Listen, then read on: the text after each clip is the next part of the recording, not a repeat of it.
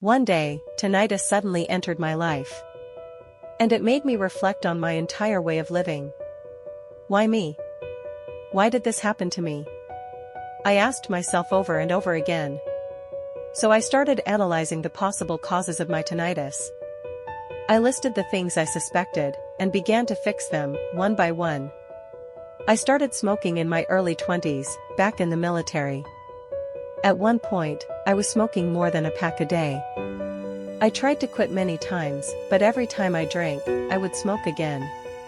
Later, I learned that nicotine constricts peripheral blood vessels, reducing blood flow to the inner ear, and this can slowly damage the hair cells responsible for hearing. By the time I realized this, I was already scared I might lose my hearing. But ironically, it was tinnitus that finally made me quit smoking. I had failed so many times before, but this time, my strong desire to escape the pain of tinnitus was stronger than my craving to smoke.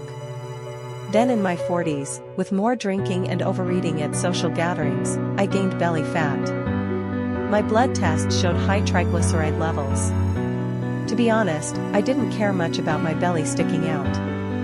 But because of tinnitus, I came to understand how dangerous visceral fat really is. It secretes inflammatory hormones, causing inflammation in blood vessels, and making it easier for cholesterol to build up. As the vessel walls narrow, blood circulation gets worse, especially in narrow capillaries, like those in the inner ear. Hair cells in the cochlea need oxygen and glucose through the bloodstream, so poor circulation slowly damages them. Even when I had a pot belly, I didn't really care. But tinnitus pushed me to exercise with real determination. Thanks to that, I achieved the most fit and solid body I've ever had. My desire to overcome tinnitus became stronger than my cravings for food. There were also times when, after drinking, I would hear a loud ringing in my ears the next day. At first, I thought I was just tired. But I learned that alcohol dehydrates the body, causes electrolyte imbalances in auditory cells, and can worsen tinnitus. I often had nosebleeds the day after heavy drinking. Another sign was slow healing wounds on my legs. Even when they healed, scars remained. Alcohol can cause inflammation in blood vessels too. In social life, it's hard to avoid alcohol completely.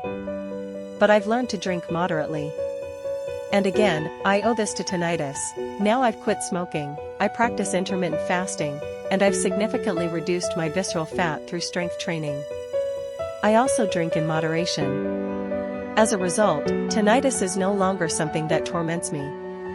It has become a turning point in my life. In a way, it feels like I've unlocked a cheat code.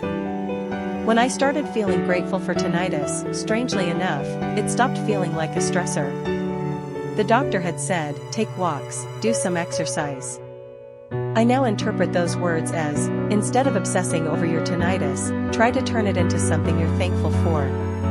But the part one found hardest to understand was, your tinnitus might be caused by stress. I've spent my whole life under tension. How could I not be stressed while working and living in this society? It felt like the doctor was saying, you'll just have to live with tinnitus for the rest of your life. In the next video, I'll share my experience about why tinnitus is related to stress, and how I came to understand it for myself.